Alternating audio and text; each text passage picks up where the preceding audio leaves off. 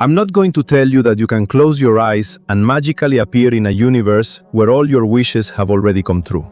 What I'm proposing is much more disturbing. Your consciousness could be participating at every moment in the reality that you are able to experience.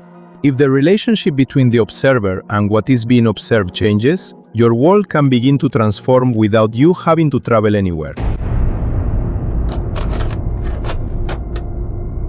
The biggest change in your life could begin without anything around you changing immediately.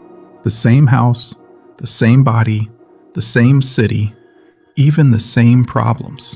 And yet suddenly, everything starts to feel different. Choices that once seemed impossible begin to appear. Opportunities that were always there become visible. Relationships that seemed normal start to feel incompatible. And the person you were for years no longer fits with the life you're starting to build. Many people call this a quantum leap. They imagine that consciousness leaves one timeline and appears in another, where the desire has already been fulfilled. But Jacobo Grinberg proposed a much more unsettling idea and at the same time, a much more useful one. Maybe we don't experience reality as it truly is. Maybe we experience the result of an interaction between the structure of reality, the activity of the brain, and the organization of our consciousness. That completely changes the question. It's no longer about figuring out how to magically escape to another universe. It's about understanding the internal framework through which you're interpreting, selecting, and experiencing this reality. Because if the structure from which you perceive changes, the reality you are able to experience within the same world can also change. And in this video, you're going to discover how to start that change without confusing a hypothesis about consciousness with a supernatural promise. In the end, you'll have a concrete method to recognize the perceptual reality you're holding, get through the point of friction that appears when your old identity resists, and start organizing your life from a different consciousness. Before we continue, look at a nearby object. Observe it for 10 seconds and find a detail you've never noticed before. A shadow, a texture, or a small imperfection. Do it now. That detail was always there. It didn't appear magically. It's just that your attention wasn't picking up on it. Jacobo Grinberg proposed that our experience depends on the interaction between reality and the way consciousness organizes it. So ask yourself, how many possibilities could be in front of you without you being able to perceive them yet? Write in the comments, "Today I stopped living my life on autopilot." Don't write it like it's just any phrase. Make it a record of the moment you decided to look again. Because waking up doesn't always mean opening your eyes. Sometimes it means realizing that you've been looking at yourself for too long. First, you have to understand something that usually goes unnoticed. Seeing is not the same as receiving a copy of the world. Imagine two people entering the same room. One immediately notices the disapproving looks, the mistakes, and the possibilities of being rejected. The other notices an interesting conversation, a professional opportunity, and someone they could collaborate with. The physical space is the same. What changes is the information that each brain selects, organizes, and turns into experience. This doesn't mean that everything is imaginary, nor that material problems disappear just by thinking differently. It means something more precise. Between what exists and what you experience, there is a process of perceptual construction, and that process is never neutral. It is influenced by your attention, your history, your expectations, your thoughts, emotions, your habits, and the idea you hold about who you are. Grinberg dedicated a good part of his work to an essential question: how does brain activity transform into a conscious experience? His synergic theory tried to answer it by proposing that the joint activity of neurons generates a neuronal field. According to his model, this field interacts with a fundamental structure of space, which he called the lattice. Experience would arise from that interaction, not as a passive snapshot of a fully formed world, but as a construction in which the observer participates. Grinberg sought to relate them to psychophysiological observations and to his studies on communication, meditation, and non-ordinary states of consciousness. But his most extraordinary interpretations remain open to discussion. Precisely there lies the tension. That's what makes his work so provocative. He tried to use the language of research to approach experiences that went beyond conventional models. However, it's not necessary to prove the entire theory to recognize the strength of his question.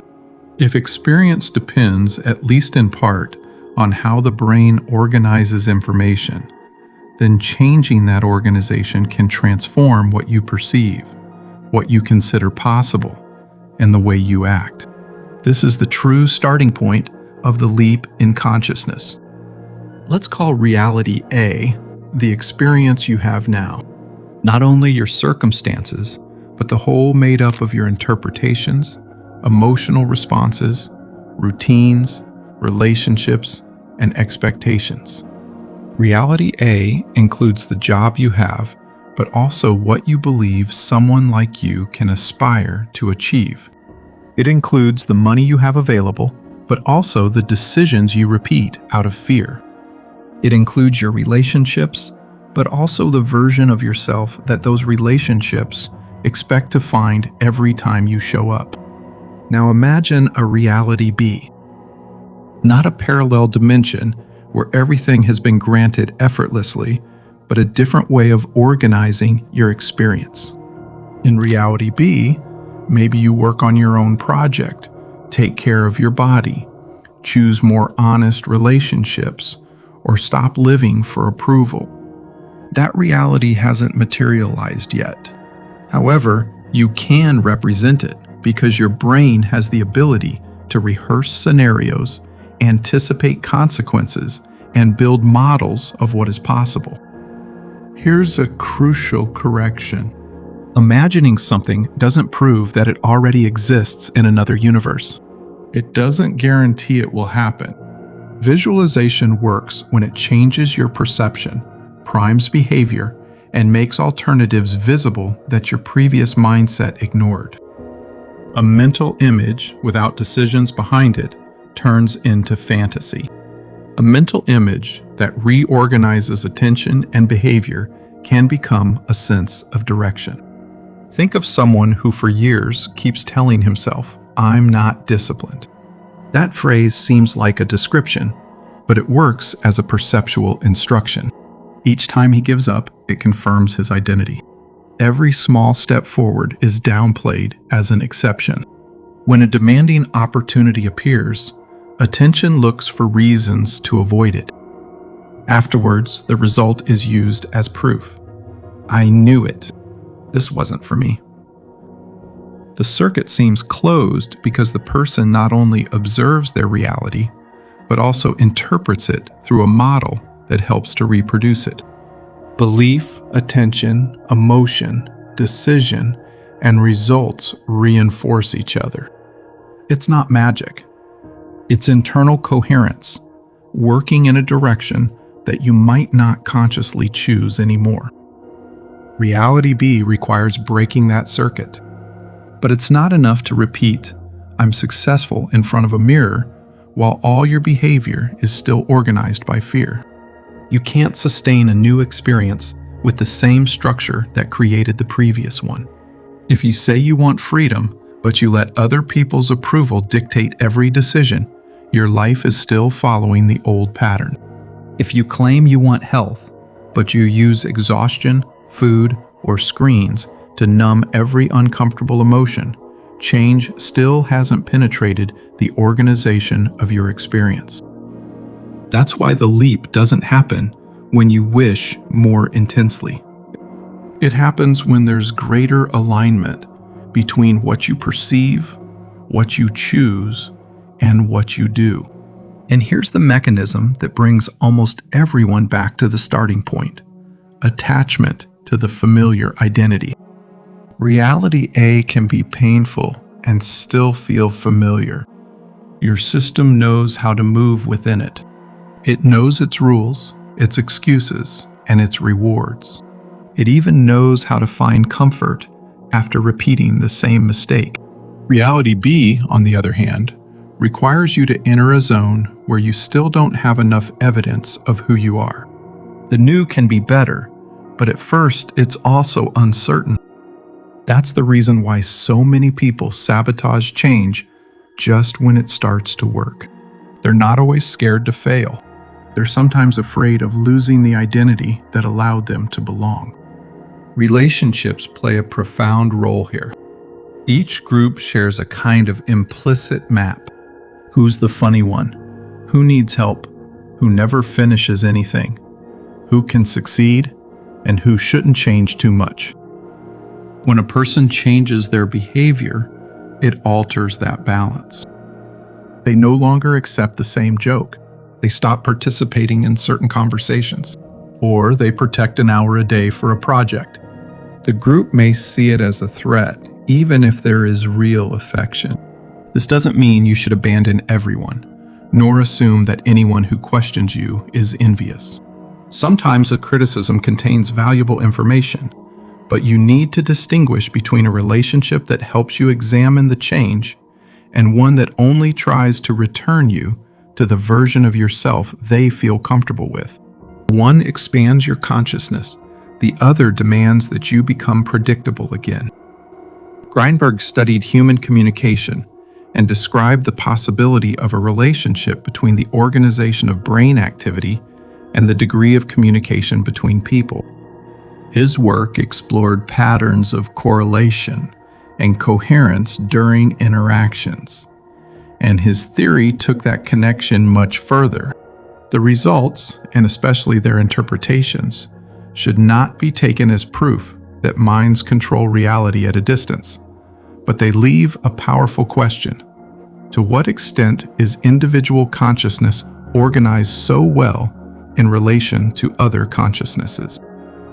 Everyday life offers a less mysterious and perfectly observable version. After living with someone, you adopt expressions, rhythms, fears, and ways of interpreting events. A conversation can organize your mind or fill it with noise. An environment can turn discipline into something normal or make every attempt seem absurd. Your relationships don't determine your destiny, but they take part in shaping what you later call yourself. That's why changing your consciousness means reviewing relationships, mindset, emotions, habits, and attention. Not to build a perfect persona, but to stop automatically feeding the pattern you want to overcome. Then the point of friction appears. It's the moment when you can no longer fully return to your old way of living, but you still haven't managed to stabilize the new one. You meet with the same people, and you feel like you're playing a version of yourself that is starting to feel too small for you. You try a different routine, but your body craves the same immediate reward as always. You make a brave decision, and a few hours later, your mind comes up with 10 arguments to undo it. Growth doesn't hurt just because of the effort. It hurts because, for a while, two incompatible structures coexist within the same person. One interprets discomfort as a sign of danger. The other recognizes it as the price of learning. One seeks confirmation in the past. The other needs to act before being certain. That conflict doesn't mean you're on the wrong path. Many times it shows that the old model no longer operates without resistance. Imagine a person who starts publishing his work. For months, he receives sarcastic comments. Are you an artist now? You think you can make a living from that? At first, every comment hurts because it triggers a doubt that already exists inside. External criticism finds an internal structure ready to receive it. But when that person gains experience, keeps commitments, and sees real progress, the comment loses its power. Not because they've traveled to another dimension, but because they no longer interpret those words through the same identity. The insult may be identical, the experience is not. Here, meditation takes on a central role. For Grinberg, it was not simply a relaxation technique. It was related to the possibility of modifying the organization of brain activity, increasing observation, and exploring states of consciousness less conditioned by the usual inner dialogue. Put simply, meditation opens a space between stimulus and response. And in that space, you can see the mechanism you use to mistake for yourself. Without observation, the pattern says this is reality. With observation, you start to recognize this is the way my system is organizing experience. That small difference changes everything. The first one condemns you. The second one is a possibility for intervention. All right, so how do you start the jump? Take a sheet of paper and divide it into 2 columns. In the first one, write Reality A. Describe concrete facts. What do you do every day? What conversations do you repeat? What do you avoid? What emotion dominates your decisions? And what result are you producing? Avoid phrases like, my life is a mess. That's an interpretation. Write down what a camera could record. Do I put things off for 2 hours? Do I spend without checking? Do I accept commitments I don't want? Do I give up after a week? Or do I not show my work for fear of criticism? Then ask, what identity is kept alive by these behaviors? Maybe the person who always needs permission, the one who starts but doesn't finish. She cares for everyone to avoid facing her own life. Or the one who uses cynicism to avoid admitting she's afraid. In the second column, write Reality B. Don't just write down results like having a house, earning more, or receiving recognition. Describe the internal organization capable of sustaining them. What does that version of you pay attention to? How does he respond to rejection? What does he do when he doesn't want to? What boundaries does he protect? What conversations does he stop fueling? What skill does he practice even if no one applauds him? The goal is not to pretend that you already have what you haven't built yet. It's to start practicing the structure that could make it possible. Now choose just one difference between both columns, not 10, just one. It should be so specific that it can be done within the next 24 hours. Send a proposal. Walk for 20 minutes. Organize the bills. Turn off the phone for an hour. Publish a piece. Or say no to a commitment you accepted out of guilt. Before acting, sit in silence for 12 minutes. Observe your breath without trying to create an extraordinary experience. Every time a thought appears, acknowledge it and return. When the voice that says, "This won't work," comes up, don't argue with it. Observe it as an activity of your system, not as a verdict from the universe. Then visualize the action, not the final reward. See the uncomfortable moment, opening the document, making the call, getting turned down and moving on. Useful visualization doesn't separate you from reality. It prepares you to come into contact with it in a different way. Finally, carry out the action and record what happened. What did your mind anticipate? What actually happened? What new information appeared? This record is essential because the old identity survives through generalizations. I always fail. No one listens to me. I don't have any opportunities. Concrete data shatters those statements and allows you to build a more accurate model. Repeat the cycle for 30 days. Silence, observation, one consistent action, and logging. Don't try to feel transformed every morning. Look to accumulate evidence that you're organized differently. Consciousness changes when it stops being an inspiring idea and becomes a stable way of relating to experience. During that process, audit your environment. Ask which people, spaces, apps, and routines strengthen reality A. Then identify which ones facilitate reality B.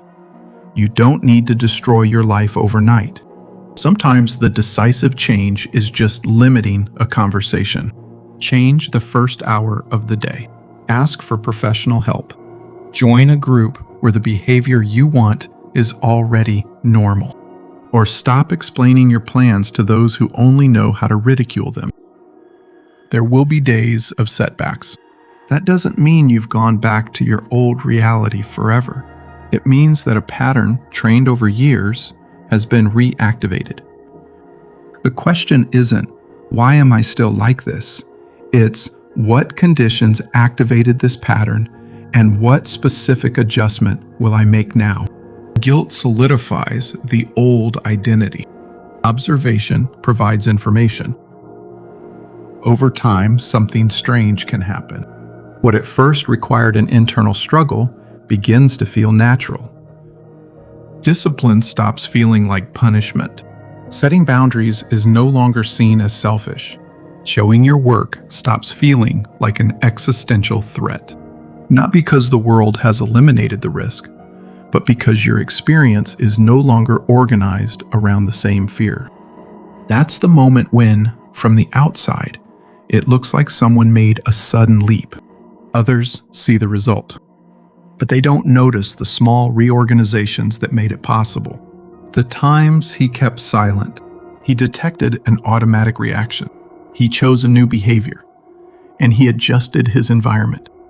The synergic theory proposes an even more radical possibility, that the separation between the observer and reality may not be as absolute as it seems. But even if we keep that idea in the realm of hypothesis, its practical implication remains strong. You are not a completely detached spectator of your experience. You participate in it through the way you pay attention, interpret, decide, and relate. That doesn't mean you're to blame for everything that happens to you. There are accidents, injustices, illnesses, and conditions that no individual attitude can control. Confusing participation with absolute control only adds guilt to someone who is already suffering. Real power begins with a more honest statement. You don't choose all the conditions, but you can work on the way you're organized when you respond to them. Maybe the real leap in consciousness isn't about waking up in a universe where you already have everything. It's about stopping yourself from producing the same experience over and over again through the same filters. It's about discovering that some walls were external, but others were made of perceptual habits so old they seemed like part of the world. Grinberg tried to understand the exact point where the brain, consciousness, and reality deceive each other. His model left questions that still generate debate, but one of them can stay with you from today on. If your experience is an active construction, what are you helping to build every time you pay attention, interpret a failure, choose a relationship, or repeat a behavior? Reality A doesn't disappear when you close your eyes. Reality B doesn't appear just by saying a phrase. The bridge is built when observation changes attention. Attention changes choice. And repeated choice changes the person who is able to live a different life.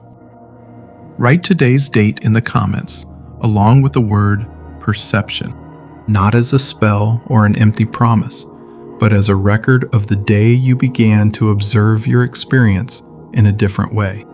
Save that comment and come back in a year.